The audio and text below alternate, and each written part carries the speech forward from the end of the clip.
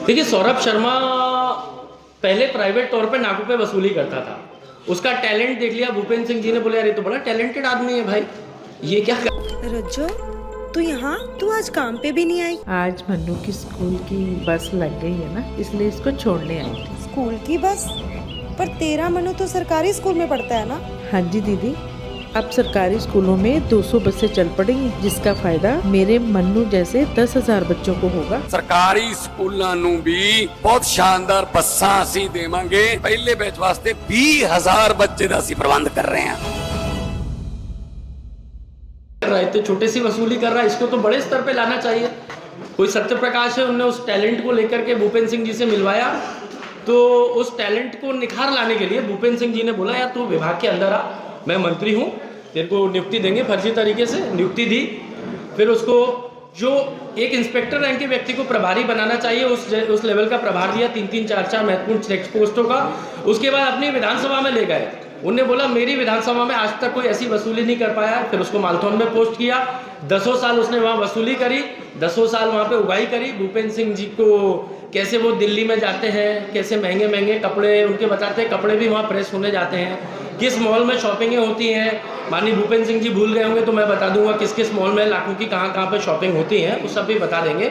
और इसलिए भूपेंद्र सिंह जी ने सौरभ शर्मा का टैलेंट देखते हुए उसको ऊपर लेके आया, फर्जी नियुक्ति करी, और आज उसका टैलेंट पूरा देश देख रहा है। क्योंकि अब मैं समझता हूँ मध्य प्रदेश में मुख्यमंत्री से भी ज़्यादा पॉपुलर हो चुका है वर्तमान में। और वर्तमान में वो दुबई में है कि पंजाब में है कि दिल्ली में है। हमारी मध्य प्रदेश की पुलिस इंटेलिजेंस का फेलियर है ये पता लगाने में कि उसकी कोई भी लोकेशन या तो पता नहीं कर पाई है, या हो सकता है कि जान करके उसको फरार रख रही है। क्योंकि अगर वो पकड़ में आ गया तो चाहे ये भूपेंद्र सिंह हो या इन जैसे अनेक जो बड़े लोग हैं उनकी पोल खुल जाएगी। अब ये क्या कारण है, ये प्रश्न है। हमने जब प्रेस वार्ता करी उसके बाद ट्रांसपोर्ट कमिश्नर नए पदस्थ किए गए, और जो नए ट्रांसपोर्ट कमिश्नर भी पदस्थ किए गए हैं, सुनने में आया है कि इनकी भी जो नियुक्ति हुई है उसमें भी सौरभ शर्मा और उनसे जुड़े हुए लोग हैं, सत्य प्रकाश, तुभराम, एक बघेल है, इन लोगों ने फाइनेंसिंग करके इनको पदस्थ करवाया है। तो मतलब फरार रहते भी ट्रांसपोर्ट कमिश्नर जैसे महत्वपूर्ण पदों पर पोस्टिंग करवाने में अगला व्यक्ति सक्षम है। अच्छा, सौरभ शर्मा की नियुक्ति 2016 में हुई, अक्टूबर 2016 में। लेकिन ट्रांसपोर्ट विभाग तो उसके पहले से था, ऐसा तो था नहीं कि उसके पहले ट्रांसपोर्ट विभाग था नहीं, या इस प्रकार की अवैध वसूली बीजेपी के नेता नहीं करवाते थे। 2016 के पहले का सौरभ शर्मा कौन था? एक सत्य प्रकाश नाम का व्यक्ति है जो सौरभ शर्मा का गुरु भी है। 2016 के पहले पूरा सिस्टम वो ऑपरेट करता था, और वर्तमान में जो ट्रांसपोर्ट कमिश्नर की पोस्टिंग है उसमें सत्य प्रकाश की अहम भूमिका है। आने वाले समय में मैं सत्य प्रकाश के कागज इकट्ठे कर रहा हूँ, कैसे इन्होंने पहले अपनी माँ के नाम प्रॉपर्टी करी, भाई के नाम प्रॉपर्टी करी, ऐसे ये तुभराम और बघेल ने अपनी किसी बहन के नाम प्रॉपर्टी करी, बाद में उसको गिफ्ट डीड के माध्यम से खुद अपने नाम पे ले ली। और ये 3-3, 400 करोड़ के इंस्पेक्टर्स हैं, कम से कम इतनी की प्रॉपर्टी है इनकी। और जैसे ही संकलित हो जाती है तो इनकी जानकारी मैं आपको भी और लोकायुक्त को भी दूंगा। छापेमारी में जो सबसे महत्वपूर्ण व्यक्ति है उसका नाम है सौरभ शर्मा। वो आज भी फरार है, पुलिस उसका पता लगा नहीं पा रही है। अच्छा, सौरभ शर्मा को जन्म देने वाली मां जो है, एक मां है जिन्होंने उनको जन्म दिया, और एक भ्रष्टाचारी सौरभ शर्मा, एक है पुत्र सौरभ शर्मा, उनको उनकी मां ने जन्म दिया। एक भ्रष्टाचारी जो सौरभ शर्मा, इनको जन्म दिया है भूपेंद्र सिंह ने, जो पूर्व परिवहन मंत्री हैं। कैसे जन्म दिया ये भी अभी मैं आपको साक्ष्यों के साथ बताऊंगा। ये सौरभ शर्मा एक आरक्षक है, परंतु महत्वपूर्ण जो टोल है या चेक पॉइंट है इन पर ये सदैव पदस्थ रहा। आरक्षक होकर भी जो इंस्पेक्टर का काम था वो करता था। समरसा, करहल, नहर, चिरुला, ये बड़े यहाँ के सबसे बड़े चेक पॉइंट्स हैं। इन सब पर ये इकट्ठा भी कई बार पदस्थ रहा है एक आरक्षक होकर के। ये कृपा माननीय भूपेंद्र सिंह जी की थी। और आप आइए आगे बढ़ते हैं। खुद भूपेंद्र सिंह जी की विधानसभा है खुरई। खुरई में मालथौन नाम का एक चेक पोस्ट है जो आप सब लोग जानते हैं। मालथौन में जब भूपेंद्र सिंह जी मंत्री थे परिवहन विभाग के और गृह के, तब ये मालथौन में पदस्थ था लंबे समय तक। और जब नगरीय विकास मंत्री भी बने तब भी यही व्यक्ति वहां पदस्थ रहा और निरंतर उनकी विधानसभा में सौरभ शर्मा पदस्थ रहा।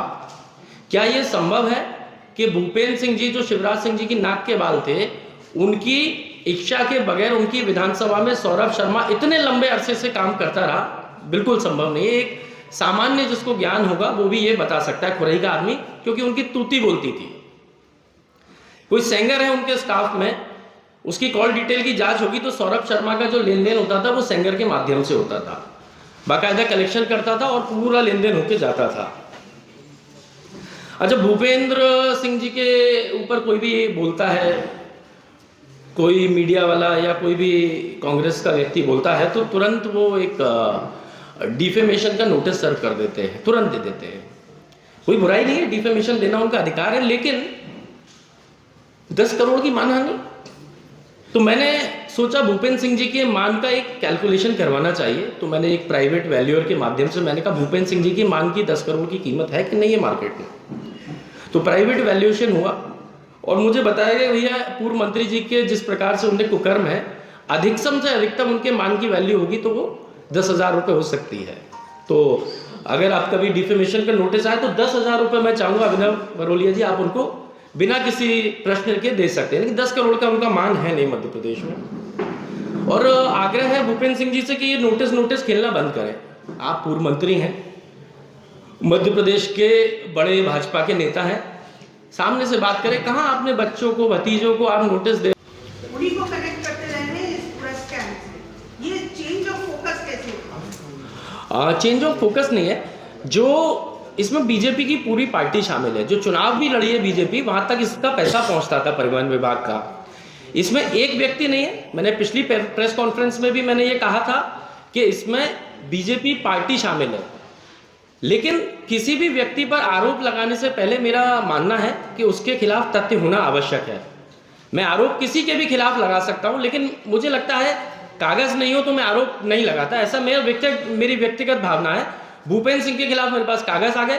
भूपेंद्र सिंह जी ने चैलेंज करके बोला था 3 दिन पहले, एक नोटशीट दिखा दो, एक पत्र दिखा दो, तो मैंने 2 दिखा दिए। भाई मैंने उनका चैलेंज स्वीकार किया और दिखा दिया और मेरे पास कागज है। ये हेमंत नहीं बोल रहा है, मेरे तथ्य बोल रहे हैं। यदि इसमें आपको कोई डाउट हो, आपत्ति हो, आप डायरेक्ट जाइए भूपेंद्र सिंह जी से सवाल पूछ लीजिए, या मैं उनको डिबेट के लिए भी आमंत्रित कर सकता हूं आपके माध्यम से। यदि वो चाहें तो सीधे मेरे साथ बैठ सकते हैं, कहीं पर भी। मैं कुरई भी चले आऊँगा, चंबल के ब्राह्मण है, कोई ऐसी बात नहीं है कि झूठे केस और डरते। जहां बोलेंगे वहां डंके की चोट पे जाएंगे और उनके सामने जवाब दे देंगे। हमसे जुड़े रहने के लिए हमारे YouTube चैनल को सब्सक्राइब करें और नई वीडियो की नोटिफिकेशन के लिए बेल आइकॉन को दबाएं। अगर आप ये वीडियो Facebook पर देख रहे हैं तो लाइक जरूर करें और ज्यादा से ज्यादा शेयर करें। धन्यवाद।